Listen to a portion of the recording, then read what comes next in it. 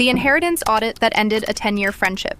I'm not saying you don't deserve it, Sarah. I'm just saying you didn't earn it. That was the first thing my best friend Mark said to me after he found out my grandfather left me his house. Not a mansion, just a small 2-bedroom cottage by the lake. A long, dramatic pause. Mark has always been the logic guy. He believes life should be a meritocracy. So while I was mourning, Mark was busy calculating. He sat me down yesterday with a printed packet. He called it a social equity adjustment. Look, he said, tapping a spreadsheet. I've lived in a studio apartment for 6 years. I work 60 hours a week. You work 40. Logically, if you keep that house, our lifestyle gap becomes unbalanced. It will create resentment. To save our friendship, the logical move is for you to sell the house and split the profit with me as a foundational investment for our future business. I stared at him. You want half of my grandfather's house to save our friendship? It's not about greed, Sarah, he said, with that infuriatingly calm voice. It's about equity. Why should you get a head start you didn't work for? If you were a real friend, you'd see the math. I took a deep breath. I didn't cry. I didn't yell. I just picked up his social equity packet and started writing on the back. You're right, Mark, I said, my voice as smooth as glass.